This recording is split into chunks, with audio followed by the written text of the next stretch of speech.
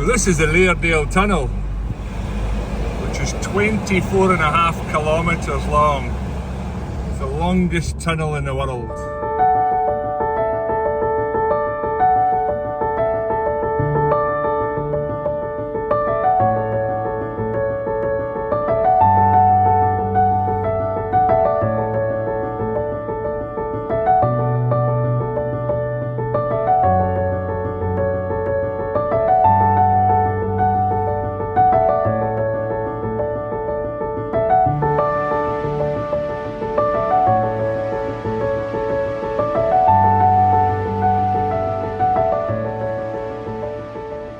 And there you go, the longest tunnel in the world in a time lapse.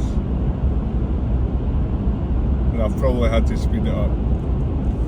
That's 24.5 kilometres. And we should be coming out into daylight about any second. There you go.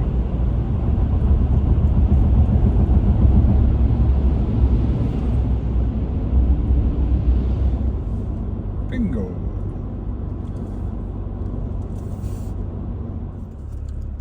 So this is Lærdal, in the little town around Norway.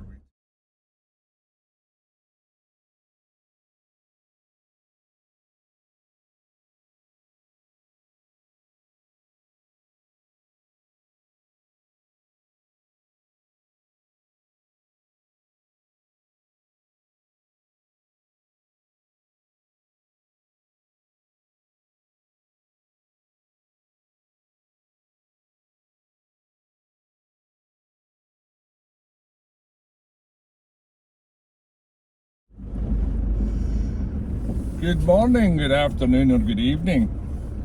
We are on our way to Borgund, to the Stave church. How many of these churches are left, Donna? 28. There's only 28 of these churches left in Norway, and they're very old, a couple of 100 years old. So it's supposed to be worth a visit. That's the plan. So we'll take you there just now. Next stop, Borgund Stave church. Decent enough sized car park. Borgund unpronounceable. There's an exhibition and tickets. Let's go see what it's all about.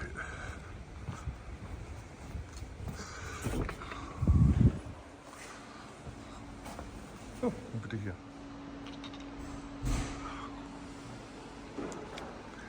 Nice little exhibition. Get yourself an egg cup holder. Now, the Norwegians are very proud of inventing the cheese slicer. This wonderful invention is 22 quid.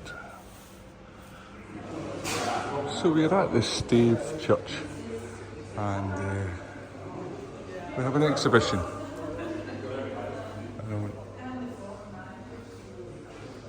Small and large stave churches, and they're basically wooden structures with tarred wood, and this one's been around since the year 1200, so a little bit to learn.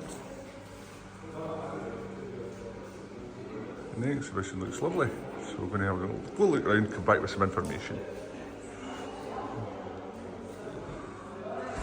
Originally there was over 1,000 stave churches, there's 28 left. And that was due to one artist basically getting in touch with the government and making sure they were staved. Staved? Get it? Oh, never mind.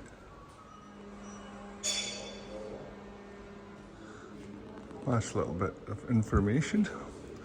So they were often built on what was so-called post churches, which had a concrete base, a stone base, and they had rotted away, so they decided to lift the stave churches slightly off the ground so they wouldn't rot, and built them on these posts, and that stopped them rotting.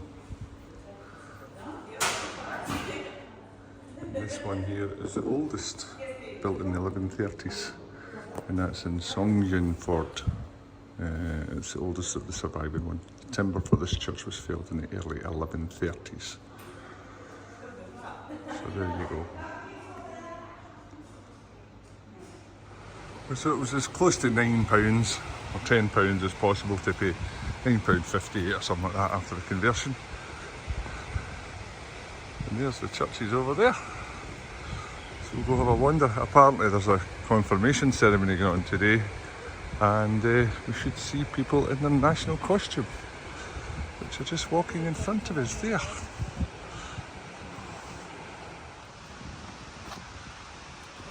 So as I said, the church was built in the 1200s, and it's of tarred wood. So we'll go have a little closer look. See what it's like. There's only 28 of these remaining in the whole country. So let's go inside.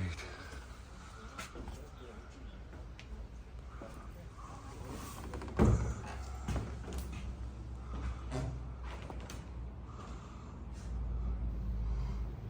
a strong smell of wood and tar.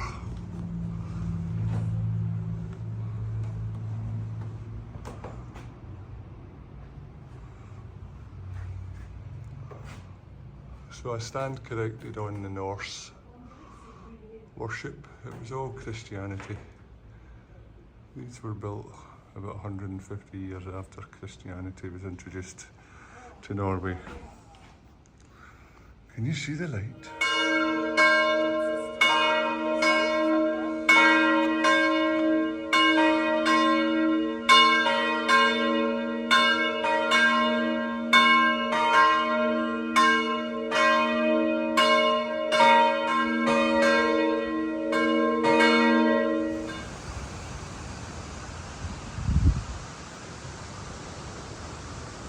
So overall, 10 out of 10. Quite a little bit of information. And it's a beautiful day, so we can't really complain. Quite an interesting way to spend an hour.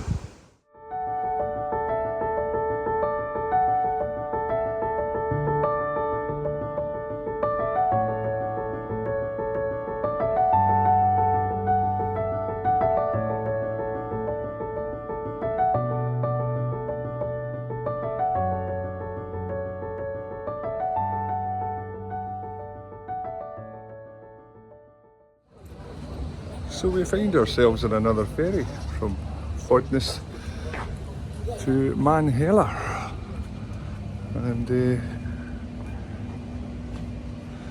I'll show you a wee look around. It's lovely. So this car ferry has cost us £4.75, which is 64 NOK, Norwegian krona. Which isn't bad at all, is it? £4.75.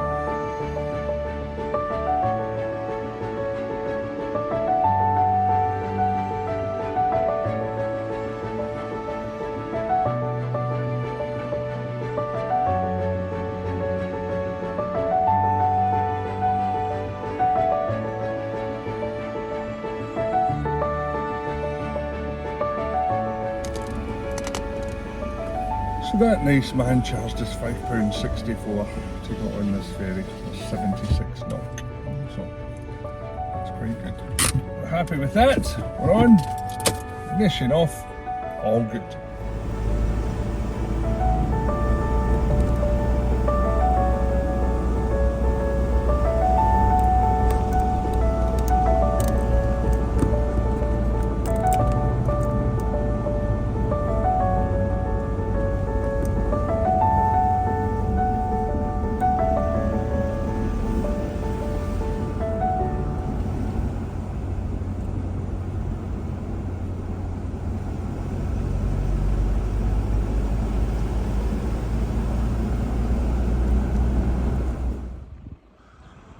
So this is Balestrand. People out in their swimming causes, surrounded by mountains with snow on the top.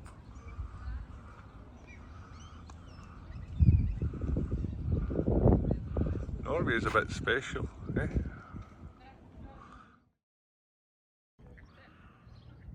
Lovely, isn't it?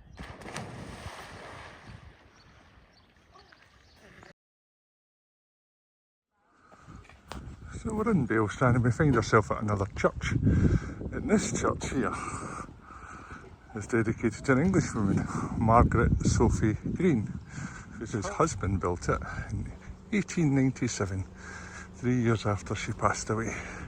And it's known as the English Church. So there you go. So the church actually belongs to the diocese in Europe under the Church of England. And it was built in the style of a stave church, following on from the church we were at earlier on.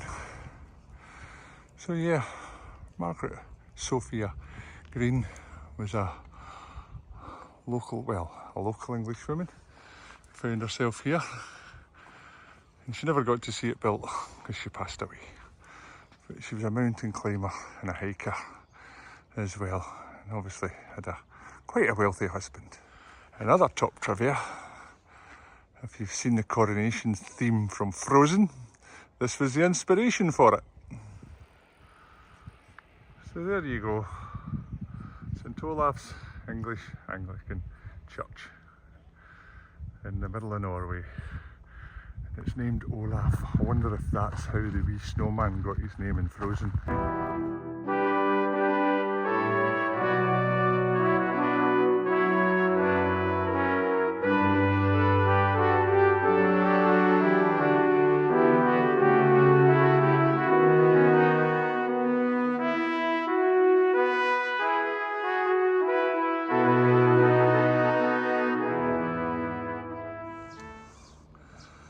So, the lady who inspired the church, her husband built this hotel, and it's the largest wooden structured building in Norway, built in 1820.